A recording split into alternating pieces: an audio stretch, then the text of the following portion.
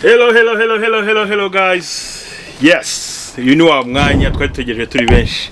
Abantu bakomeje kumbwira bati waduhaye inyigisho nyayo cyangwa se information zuzuye ku bworozi bw'inkwavu. Say hi to Peter. Kwavu rwitwa Peter. Ni gisekurume ni nacyo cyambere cyageze mu matungo yacu. Cyaje mu matungo yacu. Iyi niyo papa w'inkwavu zose mubona hano. Niyo yazibyaye cyane rwose.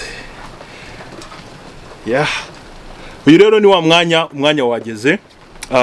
Nakomeje kumva commentaire zanyu abanyandikira abambwira tubabarire uzaduha information cyane mu bworozi bw'inkwavu hano muri Amerika. Cyase waba uri hose kwa ubworozi n'ubworozi, umworozi ahora agendana information zuzuye cyangwa se ashaka information zuzuye ku bikorwa akora. Uyu mwanya rero twaravuze ngo hano kuri Mr and Mrs Pizzo's Family Show tubategurire seri. Ni seri ino introduction yayo tuzavugamo neza byimbitse iby'inkwavu. Ku buryo niyikurikira kuva kuri video ya mbere kugeza ku ya 20 nizaba seri ya video 20 n'uyikurikira uzabasha kuba wakorora inkwavu haba ari hano muri Amerika aho bigoranye hari amakiri batandukanye cyangwa se ahandi hose wayororera.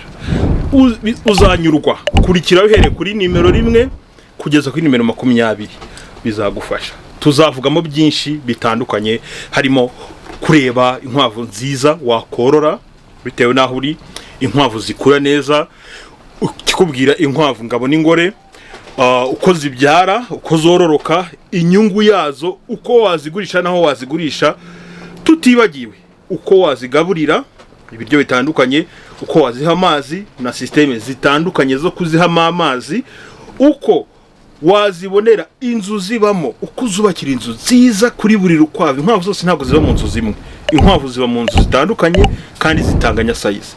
Byose tuzabivumuzi n'ibibazo ndetse waba ufite aho waba uri hose ku isi uzatubaze, tuzabyongeramo kuri ino seri kwako turashaka ko uzayikurikira akayirangiza azahava abari tayari yagenda gakora umushinga nk'uyu wacu kandi ukaba successful. Nkuko bibona murabona izi nkwavu twatangiriye tumaze umwaka umwe n'igice tubikora. Twatangiriye ku nkwavu 3 gusa, harimo urunteruye n'izindi ngore 2. Ariko ikintu cyose ugikoze ariko nyuma twaje kongeramo indi sekuru imwe ya kabiri ngo ni inkwavu 4. Ikintu cyose ugikoze ko gikora neza kiba successful. Nkuko mubibona murabona hose huzuyemo inkwavu.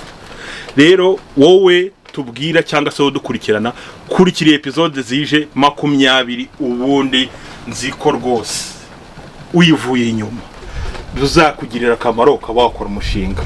Reka rero mendeke aha ngaha ya introduction mukurikire izi video zije mwese abakunda ubworozi. Riturangiza iyi tuzabategura n'ubworozi bw'inkoko, ariko reka tubanze twige ku bworozi bw'inkwavu.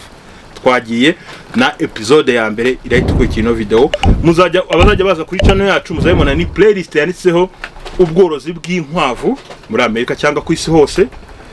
Muzajya muire ushaka kureba iby'inkwavu gusa, ushaka kureba ibindi dukora wenda yagenda akajya abama playlist ya kuri channel yacu akaba yayireba ari yonyine. Ushaka kureba byose ni karibo kwa tugira ibiganiro byiza kandi ibiganiro byateza imbere umuryango. Turabakunda ngaho tukomeze tubane. Ciao.